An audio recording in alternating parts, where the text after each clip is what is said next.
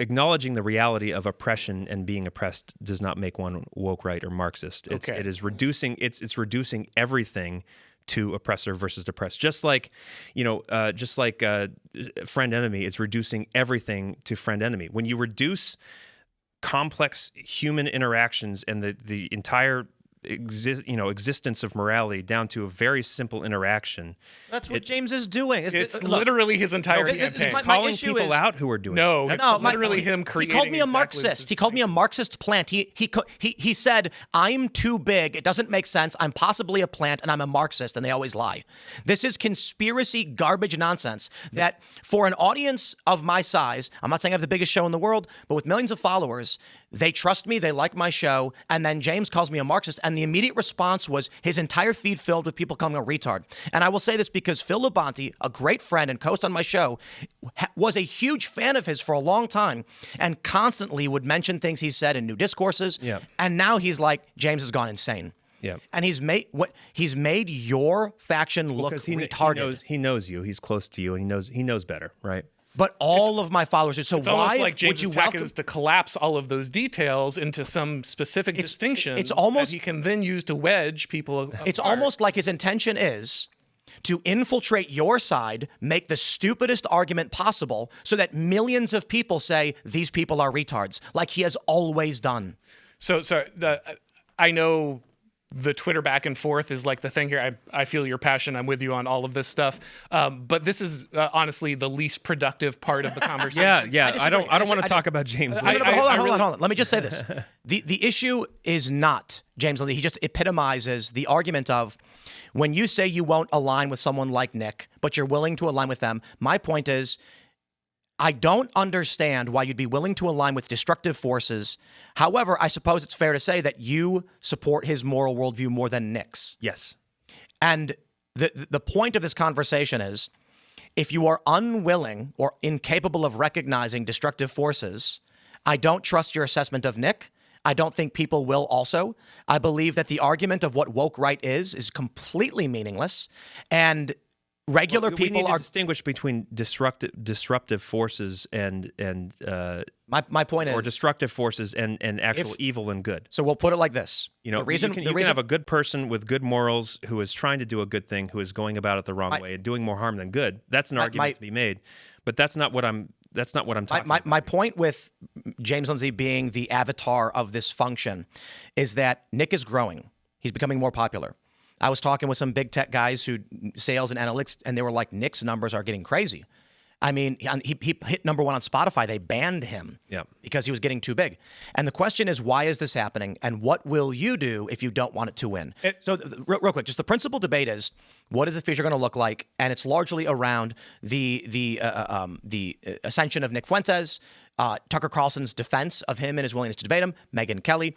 And I look at what y'all are doing, and what is the argument against Nick? You've made some good ones. Unfortunately, woke right being a phrase thrown around quite a bit at people like Nick or Candace or Tucker has become a meaningless term because you've allowed infiltrators 100%. On your side to destroy your ideas. It's been overused, overapplied, and it's become meaningless. And then there was the thing that the other side did that was like they kind of pulled the Uno reverse card and said like no you. So like now you have like kind of like progressive center left people being also called woke right. No one knows what it means anymore. I'll take credit for that. Yeah, I know. I saw you do that because I believe it's true. And also I think a better way to describe this. A better way to understand it is like godless right or pagan right. It's like post-Christian right. Who was it? Was it Ross Douthat who said the New York Times guy who said if you hate the Christian right, wait till you see the post-Christian right. So, and that's I think what we see rising. So this is again just very dangerous. Again, this is just bad faith, friend enemy distinction stuff all the way down. You're like, so anybody who disagrees with me is a pagan actually, and all the people on my side, even if they literally are pagans, like even if they literally don't agree with Christianity, they're in good faith. But everybody on the other side who is a Christian and is an actual professing, living their life Christian, they're all bad faith, and therefore they are pagan. No, like, I'm not it's saying, the most obvious. I'm not saying they're pagan. I'm saying that they're It is literally what you are saying. I'm saying that they're functionally pagan and their movement is pagan. pagan. Okay, I think that Christians can join evil movements, and I think that non-Christians can join good movements. Again, so I'm looking at the general thrust and in the overall moral direction of a movement. Are you going towards evil, or are you going towards good? And I will ally with non-Christians who are on the side of good. So Christianity does not determine good; it's something else. No, well, God's word defines what's good. Okay. Yeah. So we have to go back to the word. So those of who God are denying God's word but agree with you, they are good, and people who are following God's word but disagree with you, they are pagan. Okay. So there's this thing, C.S. Lewis talked about it in The Abolition of Man. He called it the Tao, or the way. There is this natural law written into the fabric of the universe by the Creator. That has always existed. It's always been there. It's revealed in part by God's word. God doesn't reveal all of it. But there is just this sense that there is a way. There is a truth, both physical and spiritual, that has always existed. It is transcendent. And all we can do is try to be as in conformity with that as we possibly can, right? There are Christians or people who claim Christianity who don't follow the Tao. There are people who are Jews, agnostic, or otherwise, who by their fruit, by the way they live their life, by the way they treat others. What are the two greatest commandments? Love the Lord your God with all your heart, soul, mind, and strength. Love your neighbor as yourself. All the law and the prophets hang on those two.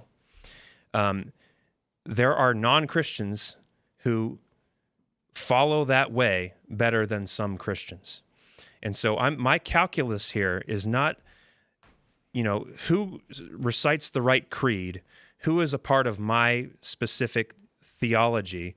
It is who is following the way of Christ according to how it's written in God's word. And what does theology mean to you?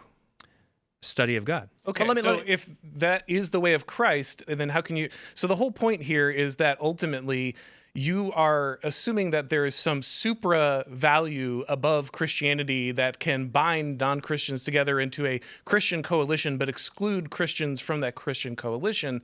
And that's confusing, but also, and this is really critical, several times here, and this is what I really, again, away from the personalities, Nick, James, whatever, who cares? Like, the point is that we are in a situation where we, as you said, you want to be a revanchist, right? You don't want to be a revolutionary. Yes. You want to be someone who returns us back to something. Mm-hmm. But when it comes time to talk about what we're returning to, we don't know. We don't know what time. We don't know what place. We don't know what version of the Constitution. We don't know what we'd keep, what we'd discard. We don't have any of these conversations done. And if you don't share those values and you don't understand those things, then trying to form a coalition around things you can't define is a huge problem. So, for instance, you say, my coalition is a coalition of liberty. Well, that word has been distorted to mean all kinds of things. Yes. Liberty could be doing drugs in the middle of the street. It could be sports betting, right? Like these are things that libertarians argue for because they are liberty, right? Yep. So even that definition is insufficient because it doesn't get the job done. I argue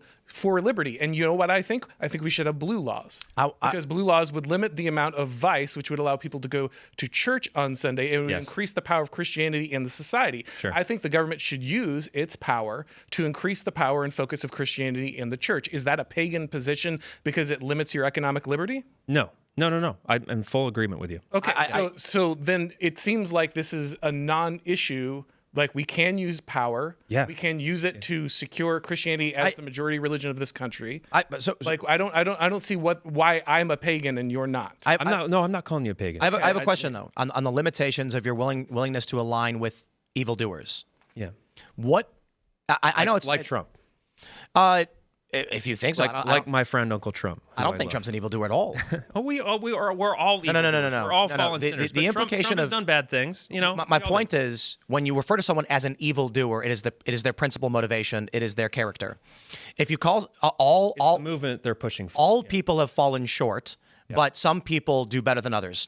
Some people intentionally fall short and actually seek to make others fall as well. Right. Trump is not one of those people. Right. Trump has his problems for sure. But Trump is a great example of someone who, may not be a Christian, doesn't share my theology, obviously, but is following that Tao, that way. the general thrust of what he's doing is in keeping with, Christian morality and natural law. So my question is there an action someone could take that regardless of their worldview, you'd say, I will never work with you? Like a pedophile, for instance, right? Yeah. There's a guy who brutally rapes a child, goes to prison, gets out 10 years later, and then says, you know what? I now want to work towards the message of Jesus Christ and reform my life and change. Would you work with that person? If they reform and they find Jesus Christ? A person who rapes a child, goes to prison, 10 years later gets out and says, I was dark, I was evil, I was sinful, I have found Christ, I have turned my life around, and now they preach. Would you work with that person? I don't think it would be prudent. Obviously, people can be redeemed, they can be forgiven, we can celebrate and rejoice in that. I don't think it would be wise to join with somebody like that. Well, the Christian solution here is a millstone, so it's kind of a good point. If we had our way, he wouldn't be getting out of jail. Yeah. I mean, by all means, may the Lord save you right before you get tied into the river. Yep, exactly. 100%. Thanks for watching this clip from the Culture War podcast. We're live every Friday, 10 a.m. to noon, so subscribe and come hang out.